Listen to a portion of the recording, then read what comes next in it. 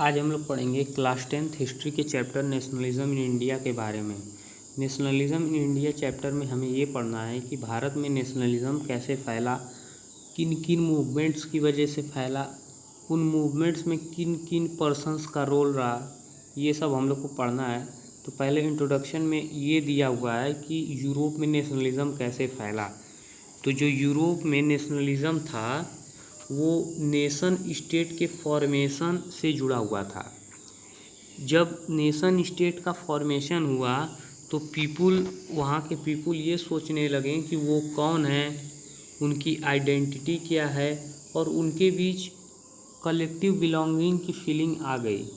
वहाँ के जो लीडर रहे होंगे उन्होंने नए सिंबल, आइकन और नए गाने बनाए, जिसकी वजह से उन्हें लगा कि हम लोग एक नेशन से बिलोंग कर रहे हैं तो हमें अपने देश के लिए कुछ भी करना चाहिए। इस तरीके से तो यूरोप में नेशनलिज्म फैला। अब हम देख लेते हैं कि वो इंडिया में कैसे फैला। इंडिया में जो नेशनलिज्म था वो एंटी कॉलोनियल मूवमेंट से जुड़ा हुआ था, मतलब कि वो ब्रिटिश मूवमेंट से जुड़ा हुआ था, ब्रिटिशों के खिलाफ मूवमेंट से जुड़ा हुआ था। वहाँ के लोग जो थे, मतलब भारत के लोग कॉलोनिज्म के खिलाफ स्ट्रगल में अपनी एकता बनाना चाहते थे। वहाँ के लोगों को प्रताड़ित किया जाता था, मतलब भारत के लोगों को प्रताड़ित किया जाता कॉलोनिज्म के टाइम में। यही एक कॉमन पॉइंट हो गया जिसकी वजह से भारत में भी नेशनलिज्म की फीलिंग डेवलप हुई कि ये सब हमारे देश पे राज कर रहे हैं, भारत ये हमारा देश है और ये सब हम लोग पे राज कर रहे हैं, तो हम लोग को इनको विरोध करना चाहिए। तो इस वजह से इंडिया में नेशनलिज्म की फीलिंग डेवलप हुई। अब नेशनलिज्म में इंडिया के इंडिपेंडेंस से लेकर कई मूवमेंट्स में महात्मा गांधी का बड़ा रोल रहा। उन्होंने कई ग्रुप्स को एक साथ लाने की कोशिश की। इस चैप्टर में हम लोग दो इम्पॉर्टेंट मूवमेंट्स के बारे में पढ़ेंगे। एक है नॉन कोऑपरेशन मूवमेंट और एक सिविल डिसोबीडिएंट मूवमेंट। तो हम आगे पार्ट देखते हैं कि आगे क्या है।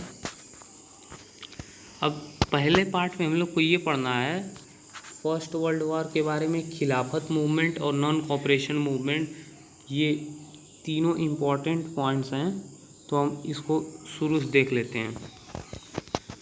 इन the year 1990 we see the national group spreading new areas incorporating.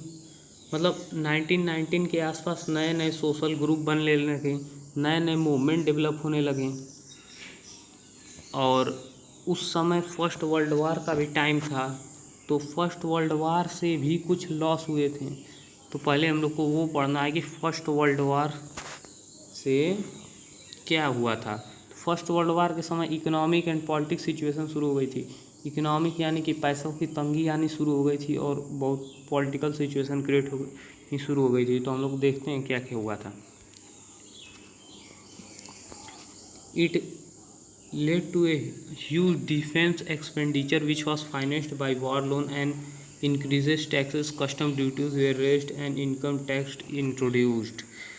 मतलब फर्स्ट वर्ल्ड वॉर का टाइम चल रहा था, तो जो किसी भी देश का जो पैसा था वो पूरा वॉर के एक्सपेंडिचर में लग गया, जिसको भरने के लिए वॉर लोन लेने पड़े दूसरे देशों से और टैक्स बढ़ाना पड़ा और कस्टम ड्यूटीज़ भी बनानी पड़ी। इसका मतलब ये होता है कि वहाँ के लोग भी बॉर्डर पे जाके लड़ना शुरू कर दिए और इनकम टैक्स मतलब लाया गया उन पैसों को भरने के लिए।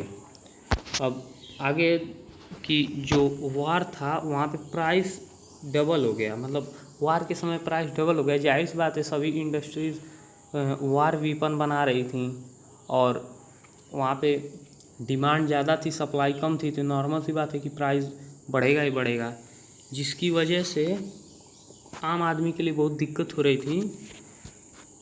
और विलेजेस जो थे वो सोल्जर सप्लाई कर रहे थे और फोर्स्ड रिक्रूटमेंट हो रहा था रूरल एरियाज़ में, जिसकी वजह से बहुत विरोध की भावना भी हुई थी। फोर्स रिक्रूटमेंट का मतलब ये होता है कि फोर्सफुल्ली आर्मी में लड़ने के लिए भेज देना। अगर कोई पर्सन है वो न भी चाहे फिर भी उसको आर्मी में लड़ने के लिए भेज दिया जाता था। और 1918, 1919 और 2021 में अब यहाँ पे पहली बात तो ये कि इनकम टैक्स बढ़ा है, दूसरी चीज़ ये कि फोर्स रिक्रूटमेंट हुआ, और तीसरी चीज़ और हो गई कि वहाँ क्रॉप फेल हो गया, क्रॉप, जिसकी वजह से खाने की बहुत कमी पड़ गई। तो जिसको अभी खाने की कमी पड़ी थी कि वहाँ इन्फ्लुएंजा एपिडेमिक भी आ गया, मतलब गरीबी में आटा गीला हो गया, ऐसा कहिए आप लोग। और सेंसस के हिसाब से करीब 12 से 13 मिलियन पीपुल उसमें मारे गए। तो यही 3-4 चीज़ें हुई थी फर्स्ट वर्ल्ड वार के समय, इकोनॉमिक और पॉलिटिकल हार्डशिप, जो ये क्वेश्चन था इकोनॉमिक एंड पॉलिटिकल सिचुएशन, यही 4 पॉइंट हैं। हम लोग आगे देखते हैं अब क्या है। लोगों ने सोचा कि उनकी मेहनत रंग लाएगी वार के बाद, लेकिन ऐसा नहीं हुआ। इस समय एक नए नेता आए और नए तरीके की स्ट्रगल की बात की। द आइडिया ऑफ सत्याग्रह, हम लोग इसे देखते हैं कि ये क्या है। Mahatma Gandhi return to India in January 1915। Mahatma Gandhi Bharat जनवरी 1915 में आए और वो साउथ अफ्रीका से, and you know he had come from South Africa where he had successfully fought for the black peoples. तो मतलब गांधी जी अभी साउथ अफ्रीका से लौटे और वहाँ पे उन्होंने कई सारे इम्पोर्टेंट मूवमेंट किए थे। देखते हैं क्या था। रेसिस्ट रिजाइम, मतलब कि रेशियल के खिलाफ उन्होंने मूवमेंट किया हुआ था। विथ नोबल मेथड मास एगिएशन के थ्रू विच इज कॉल्ड सत्याग्रह, मतलब सत्याग्रह की हेल्प से उन्होंने ये मूवमेंट किया हुआ था। अब हम लोग ये समझने की कोशिश करेंगे सत्याग्रह का मतलब क्या होता है।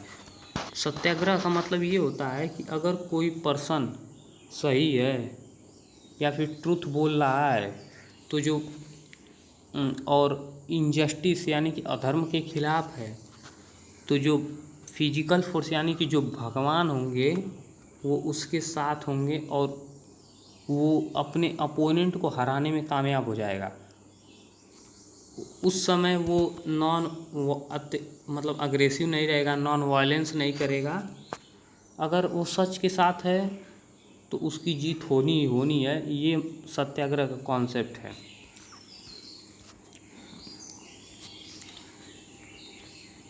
This could be done by appealing to the conscience of oppressor. People, including the oppressor, had to be persuaded to see the truth instead of being forced to accept use of violence. वही बता रहा है कि अगर कोई person सच बोल रहा है तो उसी की जीत होगी। इससे गांधी जी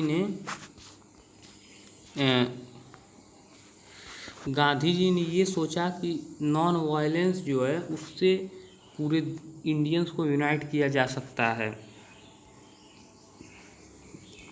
आने के बाद गांधी जी ने एक सत्याग्रह मूवमेंट क्या क्या ऑर्गेनाइज किया। यहाँ पे एक क्वेश्चन बनता है कि what was the satyagraha movement organised by Mahatma Gandhi. तो यहाँ पे हम लोग 3 मूवमेंट की बात करेंगे, मतलब 3 जगह ये मूवमेंट हुआ था। सत्याग्रह का मूवमेंट गांधी जी ने किया था। पहले तो 1916 में उन्होंने वो बिहार गए और पीजेंट को ऑपरेसिव प्लांटेशन सिस्टम के खिलाफ सत्याग्रह मूवमेंट किया।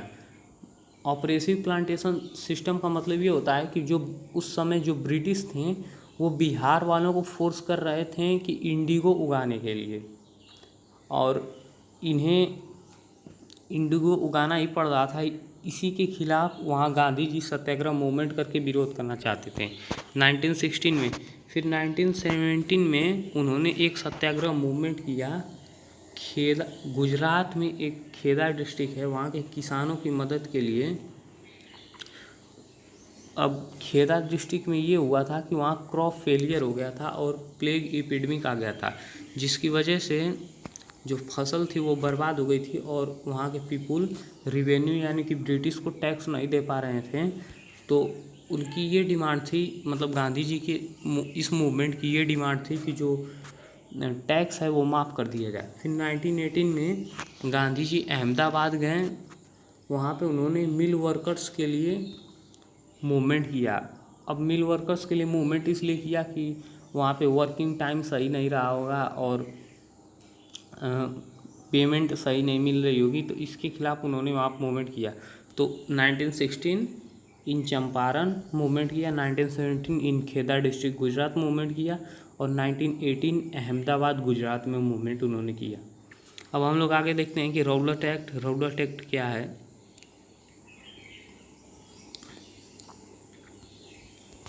The Rowlatt act embodied with this success, Gandhi ji in 1919 decided to launch a nation-wide Satyagraha against the proposed Rowlatt Act। अब इस 3 मूवमेंट की सफलता के बाद गांधी जी ने 1919 में सोचा कि उन्हें एक बड़ा सत्याग्रह मूवमेंट लॉन्च करना चाहिए रौलट एक्ट के खिलाफ। रौलट एक्ट में ये था, देख लीजिए व्हाट रौलट एक्ट क्या था। रौलट एक्ट यहाँ से है, This act have been hereditary passed through the Imperial Legislative Council despite the united opposition of the Indian members. It gave the government enormous power to repress political activity and allow detention of political prisoners without trial for 2 years। मतलब Rowlatt act में ये था कि ये imperial legislative council के द्वारा पास किया गया था। इसमें यह था कि अगर कोई तुम्हारा विरोध कर रहा है या फिर कोई ब्रिटिश का विरोध कर रहा है तो उसको पकड़ो पहले और जेल में डाल को पहले उनको पीटो।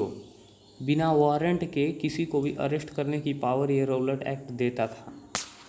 अब हम लोग देखते हैं आगे क्या है। महात्मा गांधी जो थे वो नॉन वायलेंस चाहते थे, non violence civil disobedient movement चाहते थे, जिसको वो स्टार्ट करने वाले थे 6 अप्रैल से। ठीक,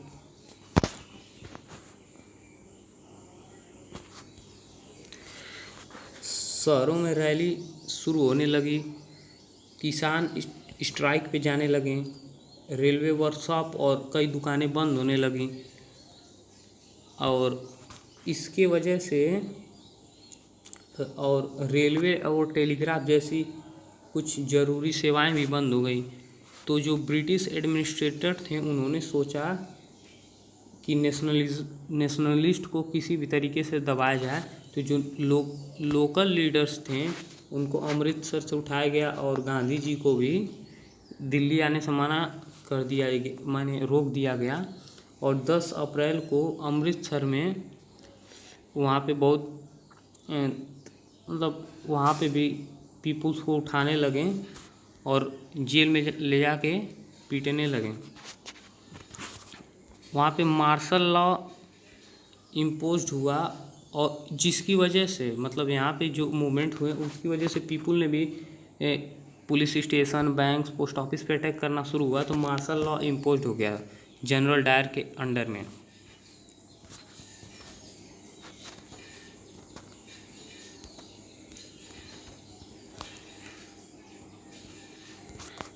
तेरह अप्रैल को जलियांवाला बाग इंसिडेंट हुआ।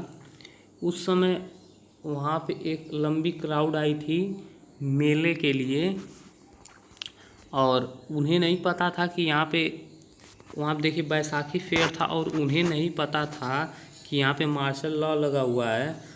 तो जो जलियांवाला बाग था वो एक बाउंड्री के अंदर था, तो वहाँ पे जनरल डायर आया और सभी बाहर के जाने वाले रास्ते बंद कर दिए और अंधाधुंध फायरिंग करने लगा, जिसमें हज़ारों की संख्या में लोग मारे गए। और उसने ये बताया कि वह एक मोरल इफेक्ट क्रिएट करना चाहता है सत्याग्रह, इसके मन में एक डर की भावना।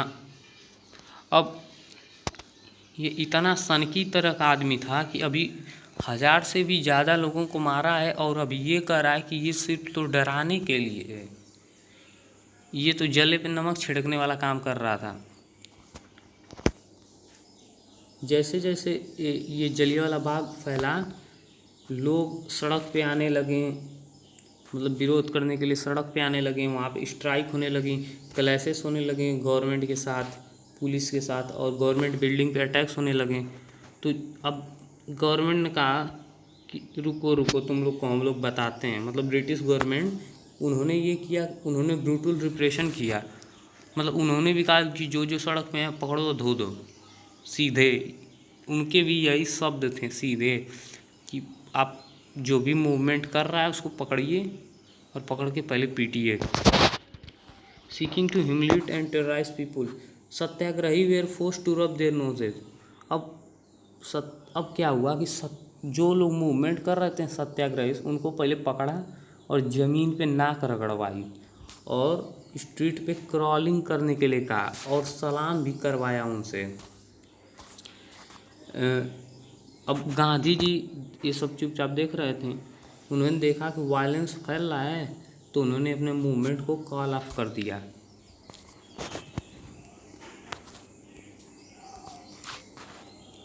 While the Rowlatt Satyagraha had been a widespread movement, it was still limited mostly to cities and towns. मतलब जो रौलट सत्याग्रह था वो बहुत ही फेमस तरीके से फैल रहा था, और चूँकि वो अभी सिटी और टाउन में लिमिटेड हुआ था, गांधी जी ने सोचा कि वो एक बड़े बेस पे एक मूवमेंट करें। लेकिन बड़े बेस पे मूवमेंट करने के लिए उनको हिंदू और मुस्लिम को क्लोज लाना पड़ेगा। एक तरीका हिंदू और मुस्लिम को क्लोज लाने का था कि खिलाफत इशू ये है कि पहले वर्ल्ड वार के टाइम में ओटोमान टर्की हार गया था। ओटोमान टर्की मतलब टर्की जो था वो हार गया था, और ये रूमर्स या फिर अफवाह फैली थी कि जो ओटोमान टर्की एम्परर है, जो कि इस्लाम के स्पिरिचुअल हेड थे, उनकी सारी पावर छीन ली गई थी। तो अब ये पूरे इस ओटोमान टर्की के जो एम्परर हैं वो एक ऐसे पर्सन थे जिसे बहुत ही रिलीजियस अटैचमेंट था इस्लामिक ग्रुप से। तो जो अदर मुस्लिम थे वो इस पे एकदम विरोध कर रहे थे कि मतलब ब्रिटिश वहाँ पे भी ब्रिटिशर रूल था, तो ब्रिटिश रूल का बहुत अपोज कर रहे थे। तो उन्होंने एक खिलाफत कमेटी बनाई 1919 में, और दो यंग नेता, दोनों भाई मोहम्मद अली और शौकत अली, गांधी जी से इस बारे में बात करने लगे मूवमेंट को। तो यहाँ पे गांधी जी ने खिलाफत मूवमेंट और जो अभी हिंदुओं के साथ वो मूवमेंट कर रहे थे उन दोनों को रीयूनाइट कर दिया और एक नेशनल मूवमेंट बनाया। कैलकाटा सेशन 1920 में उन्होंने अदर नेताओं को भी कन्विंस किया नेशनल नॉन कॉपरेशन मूवमेंट के लिए और खिलाफत मूवमेंट के लिए भी।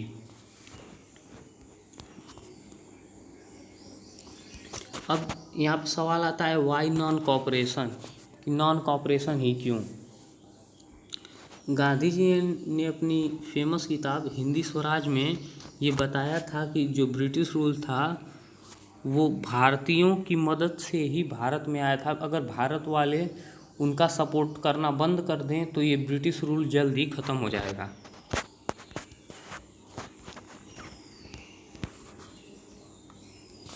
यहाँ दिया है कि British rule in India would collapse within a year and swaraj would come if Indian refuse to corporate. मतलब भारतीय अगर उनका साथ देना छोड़ दें तो इनका जो रूल है वो गिर जाएगा या फिर ख़त्म हो जाएगा धीरे धीरे, और स्वराज मिलेगी। स्वराज मतलब आज के समय हम लोग इंडिपेंडेंस बोलते हैं, उस समय उसे स्वराज बोला जाता था। How could non cooperation become a movement. अब नॉन कॉपरेशन कैसे एक मूवमेंट बना, तो गांधी जी ने द मूवमेंट ये कई स्टेजों में मूवमेंट था। इसकी शुरुआत पहले गवर्नमेंट जो जॉब्स, जो इंडियंस वहाँ पे जो गवर्नमेंट जॉब कर रहे थे उन्होंने छोड़ दी, बाइकआउट करने लगे। Civil service, army, police, court और लेजिस्लेटिव काउंसिल मतलब जितनी भी ब्रिटिश की सर्विस थी उसको छोड़ दिया उन्होंने। और then in case the government use repression, और अगर गवर्नमेंट दबाव डाले तो उन्होंने सिविल डिसोबीडियंट कैंपेन लॉन्च करने की तैयारी की थी। तो 1920 समर तक महात्मा गांधी और शौकत अली पूरा इसके बारे में ब्यौरा निकाला कि कैसे कैसे क्या करना है, और बहुत मूवमेंट किया सपोर्ट के लिए। अब देखते हैं कांग्रेस में उस समय क्या था। कांग्रेस में बहुत सारे लोग इस प्रोपोजल से खुश थे, और वो जो मतलब बाइकॉट करने की इन लोग की सोच थी उसके साथ थे। और उन्होंने बहुत और सितंबर और दिसंबर में कांग्रेस के बीच में एक इंटेंस टसल चल रहा था। मतलब अंदर ही अंदर कांग्रेस में दो तरीके की लोग थे। कुछ लोगों के लिए ये जो मूवमेंट था वो बस एक नॉर्मल गांधी जी का मूवमेंट था। तो 1920 कांग्रेस सेशन नागपुर में नॉन कोऑपरेशन प्रोग्राम डेवलप हुआ।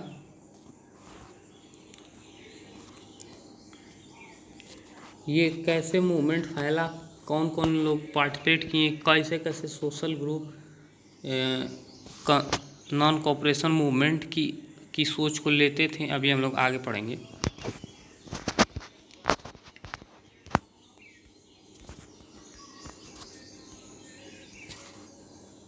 नॉन कोऑपरेशन खिलाफत मूवमेंट बिगेन इन 1921 जनवरी, मतलब जनवरी 1921 में नॉन कोऑपरेशन और खिलाफत मूवमेंट एक साथ शुरू हो गया। अलग अलग सोशल ग्रुप इस मूवमेंट में पार्टिसिपेट किए और उनकी अलग अलग इच्छा थी। वो सब स्वराज चाहते थे, लेकिन स्वराज का मतलब सबके लिए अलग अलग था। जैसे कि जो वहाँ पे पीजेंट्स हैं उनके लिए ये था कि हमें टैक्स न देना पड़े। वहाँ के जो मुस्लिम थे उनकी ये सोच थी कि जो ओटोमन टर्की जो उनकी स्पिरिचुअल हेड हैं उनकी पावर वापस लौटा दी जाए। तो चाहते तो सभी स्वराज ही थे, लेकिन सबका स्वराज पाने के लिए मतलब अलग अलग था, या फिर उनकी डिजायर अलग अलग थी। अब हमने अभी सिटीज़ में देखा, अब हम देखते हैं कि टाउन्स में क्या था। The movement started with middle class participation in the cities, मतलब मिडिल क्लास ग्रुप अब इस मूवमेंट में पार्टिसिपेट किया। बहुत हज़ारों की संख्या में स्टूडेंट ने गवर्नमेंट कॉलेजेस स्कूल्स को छोड़ दिया। हेडमास्टर और टीचर ने भी रिजाइन कर दिया, और जो वकील थे उन्होंने भी अपनी वकालत छोड़ दी। अब काउंसिल इलेक्शन, जो काउंसिल इलेक्शन वहाँ पे होता था उसको सभी प्रोविंस ने बाइकआउट कर दिया, मद्रास को छोड़ के। जहाँ पे एक जस्टिस पार्टी करके एक पार्टी थी जो कि नॉन ब्राह्मण की थी। उन्हें लगता था कि यही एक तरीका है कुछ पावर गेन करने का, नहीं तो हर बार तो ब्राह्मण ही की पार्टी ही यहाँ पे जीतती है। तो इसे सोच के जो वहाँ की जस्टिस पार्टी थी वो इलेक्शन में पार्टिसिपेट की, और कोई अदर प्रोविंस या फिर और कोई भी पार्टी वहाँ पे उस काउंसिल इलेक्शन में पार्टिसिपेट नहीं की।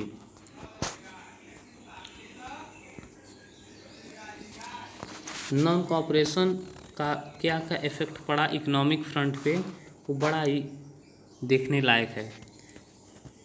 जो फॉरेन गुड थी उन्हें बाइकआउट कर दिया गया, और शराब की दुकानें बंद करा दी गई, और फॉरेन क्लॉथ थे वो बहुत ही ज़्यादा संख्या में जला दिए गए। इंपोर्ट ऑफ फॉरेन, हाँ, भारत में फॉरेन क्लॉथ का आना लगभग आधा हो गया था, और उसकी वैल्यू 102 करोड़ से सीधे आधी हो गई थी 57 करोड़ पे। और बहुत ही सारे मर्चेंट्स और ट्रेडर्स जो भारत के थे वो बाहरी वस्तुओं का न तो चाहते थे कि उसे खरीदें और न उसे बेचें, क्योंकि भारत के लोग तो सीधे से उसको बायकॉट कर रहे थे। एज द बायकॉट मूवमेंट, मतलब जैसे जैसे बायकॉट मूवमेंट फैला, पीपुल वहाँ पे जो इंडियन पीपल थे वो उसका विरोध करने लगे, और जो भारत में प्रोडक्शन था टेक्सटाइल का वो बढ़ गया, और हैंडलूम्स की भी जो नंबर थे वो बढ़ गए। अब यहाँ पे हम लोग देखेंगे कि अब ये जो मूवमेंट था ये क्यों स्लो डाउन हो गया। ये एक इम्पॉर्टेंट क्वेश्चन है कि ये जो मूवमेंट था वो क्यों स्लो डाउन हो गया। तो khadi cloth was often expensive than mass produced mill cloth as poor peasant can not afford to buy it. अब इन्होंने, भारतीय लोगों ने तो विदेश के कपड़ों या फिर ब्रिटिश कपड़ों को का विरोध कर दिया, तो खादी क्लॉथ जो था वो बहुत ही ज़्यादा एक्सपेंसिव था। और क्योंकि जो मिल होती है, जो फैक्ट्री होती है, वो तुरंत बना देती है, और यहाँ पे पीपुल खुद ही कपड़े बनाते थे, जाहिर सी बात है कि उसका मनी ज़्यादा लगेगा। तो how then they could boycott mill cloth long to, मतलब कब तक ये मिल क्लॉथ को बायकॉट करेंगे।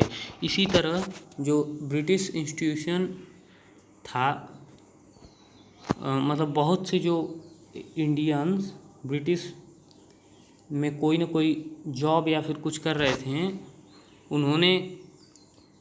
उन्हें भी लगा कि कब तक करेंगे, उनकी भी पैसों की तंगी आनी शुरू हो गई।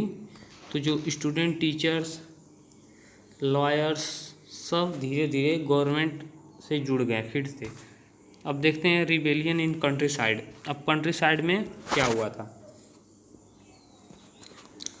शहरों से नॉन कोऑपरेशन मूवमेंट जो था वो कंट्री साइड या फिर गाँवों की तरफ जब फैलना शुरू हुआ, तो ये पीजेंट और ट्राइबल ग्रुप को लेकर भी बहुत स्ट्रगल हुआ। तो हम लोग अगले पेज पे देख लेते हैं क्या है। Developing in different part of India in the years of the war.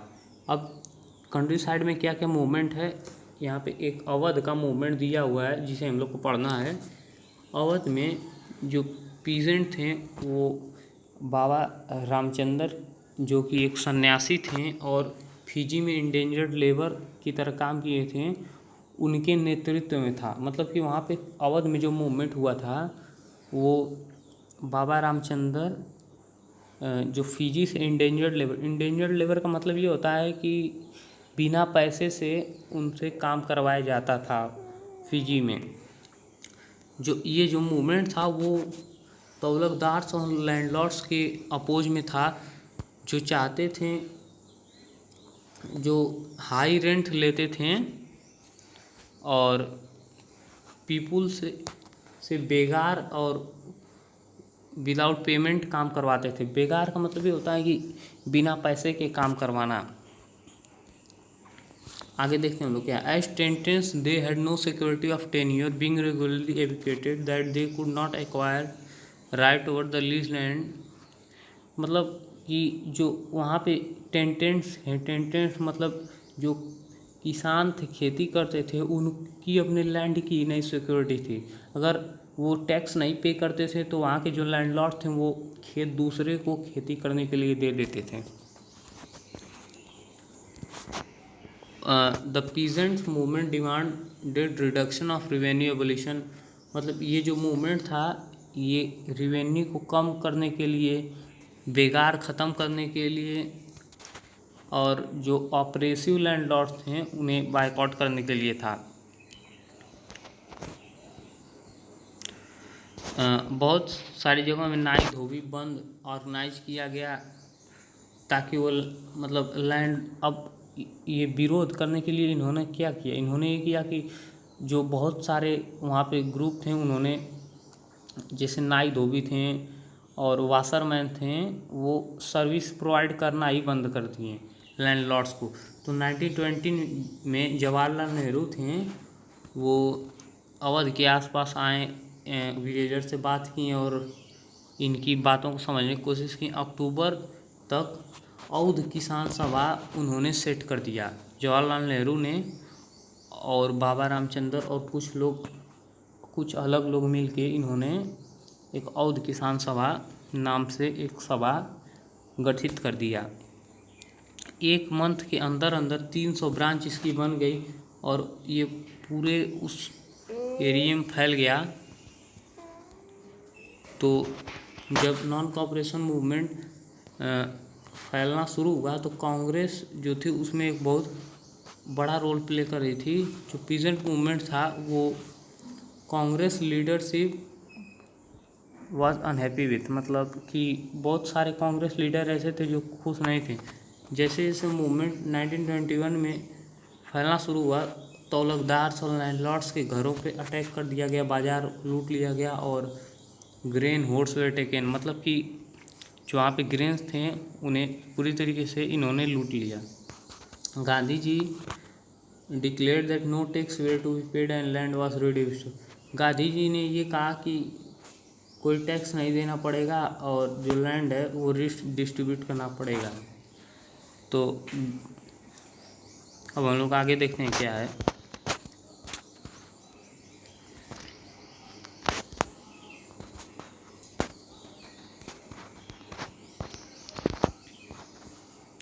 Tribal peasant interpreted the message of Mahatma Gandhi and the idea of Swaraj in another way. जो वहाँ के ट्राइबल पीजेंट थे उन्होंने स्वराज की का मतलब अलग ही कुछ समझ लिया था। तो गूडेम हिल्स आंध्र प्रदेश में, वहाँ पे एक गूडेम हिल थी आंध्र प्रदेश में जहाँ पे एक गुरिल्ला मूवमेंट फैला था 1920s में, जो कि एक कांग्रेस का मूवमेंट नहीं था। यहाँ पे ये था कि जो कॉलोनियल गवर्नमेंट थी वो फॉरेस्ट एरियाज़ को क्लोज कर दी थी और ये फॉरेस्ट से कुछ भी नहीं ले पा रहे थे, मतलब कि वहाँ के लोग जो थे वो फॉरेस्ट पे डिपेंड थे। तो और कॉलोनियल गवर्नमेंट ने वहाँ के फॉरेस्ट बंद कर दिए, पीपल को वहाँ घुसने की इजाज़त नहीं थी और वहाँ कैटल वो अपने चरा नहीं सकते थे और लकड़ी वगैरह इकट्ठा नहीं कर सकते थे।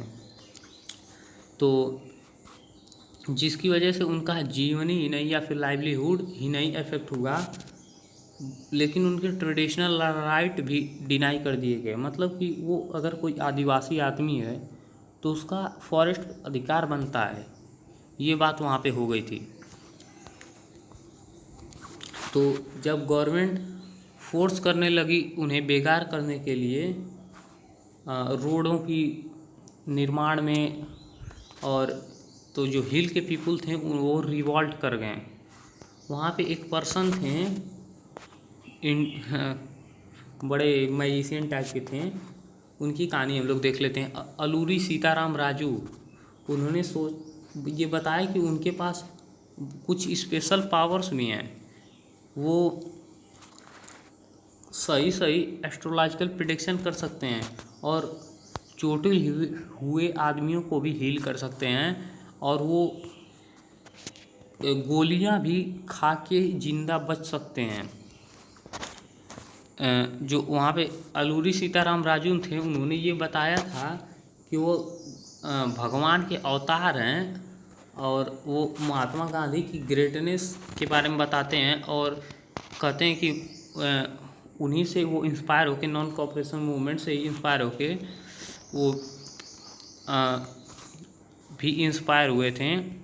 लेकिन वो सोच रहे थे कि भारत जो है वो लिबरेट हो जाए। एक मिनट, जो अलूरी सीताराम राजू थे उन्होंने कहा कि वो गांधी जी से इंस्पायर्ड हुए हैं और उनके नॉन कॉपरेशन मूवमेंट से भी इंस्पायर हुए हैं और वो लोगों को खादी पहनने की सलाह देते थे। लेकिन वो उसी समय उनका ये भी कहना था कि भारत आज़ाद नहीं हो सकता बिना नॉन वायलेंस के। तो ग्यूडेम हिल्स में उन्होंने रिबेल अटैक कर दिया, पुलिस स्टेशन भी उड़ा दिए और कई ब्रिटिश ऑफिशियल को भी जान से मारने की और गुरिल्ला वारफेयर वहाँ पे अपनाया गया स्वराज के लिए। तो इनको गिरफ्तार कर लिया गया अलूरी सीताराम राजू को और 1924 में छोड़ दिया गया और वो एक फॉल्क हीरो बन गया। अब स्वराज इन द प्लांटेशन। अब प्लांटेशन में देखते हैं कि प्लांटेशन वालों के लिए स्वराज का मतलब क्या था। वर्कर, जो वहाँ के वर्कर्स थे, वो गांधी जी के बारे में ये समझते थे कि गांधी जी अब आ गए हैं, अब हम लोग को यहाँ पे काम नहीं करना पड़ेगा। Plantation worker, for plantation worker in Assam freedom means the right to move freely in and out of the continued space in which they are enclosed. मतलब कि असम में जो प्लांटेशन वर्कर थे उनके लिए फ्रीडम का मतलब ये था कि अब वो कहीं भी अंदर बाहर घूम सकते हैं। जिस जगह में उनको बंद किया गया था प्लांटेशन करवाने के लिए, उससे बाहर जा सकते हैं और वो अपने घर वापस जा सकते हैं। तो वहाँ पे एक इनलैंड इमिग्रेशन एक्ट था 1859, जिसके तहत प्लांटेशन वर्कर को कोई परमिट नहीं था टी गार्डन छोड़ने के लिए, और अगर वो ऐसा करते हैं तो उन्हें वापस लेके आया जा सकता है। तो जब वहाँ के जो प्लांटेशन वर्कर्स हैं उन्होंने नॉन कॉपरेशन मूवमेंट के बारे में सुना, तो हजारों ने प्लांटेशन छोड़ के भाग गए। हजारों की संख्या में प्लांटेशन छोड़ के भाग गए। उन्हें सोचा कि अब गांधी राज आ गया है और गांधी जी सभी लोगों को लैंड देंगे उनके ही गांव में। लेकिन आधे रास्ते में ही आ गए ये ब्रिटिश के सोल्जर्स और उन्हें पीट के, अच्छी तरीके से पीटा और वापस फिर प्लांटेशन करवाने के लिए ला दिए। अब हम लोग आगे देखते हैं क्या है। The vision of this movement were not defined by the Congress programme. मतलब इस जो यहाँ पे जो मूवमेंट हुआ था वो कांग्रेस के द्वारा गठित नहीं था। वो यहाँ के लोग अपने से ही खुद ही समझने लगे थे। They interpreted the term swaraj in their imagining to be a time of all suffering and all trouble would be over. उन्हें लगा कि अब स्वराज आ चुकी है और अब हमारे दुख दर्द दूर हो जाएंगे, लेकिन ऐसा कुछ नहीं था। लेकिन जब ट्राइबल गांधी जी ने चैंट किए और स्वतंत्र भारत का स्लोगन उन्होंने बोला, तो उन्हें एक इमोशनल इंडियन की फीलिंग आई, मतलब कलेक्टिव बिलोंगिंग की फीलिंग आई। लेकिन जब मतलब ये मूवमेंट उन्हीं के द्वारा स्प्रेड किया गया था, और वो क्या है, when they acted in the name of Mahatma Gandhi और link their movement to that of Congress, they were identifying with a movement which were beyond the limit of their intimate equality. मतलब वो कांग्रेस और महात्मा गांधी का नाम ले रहे थे, लेकिन जो इन्होंने मूवमेंट किया वो बिल्कुल ही अलग था। तो हम लोग next part, third part through civil disobedience movement अगले वीडियो में पढ़ेंगे। तब तक के लिए आप इसको रिवाइज करते रहिए, और आपका कोई डाउट हो तो कमेंट करिए, और कृपया हमारे चैनल को सब्सक्राइब करिए, लाइक करिए, वीडियो को शेयर करिए।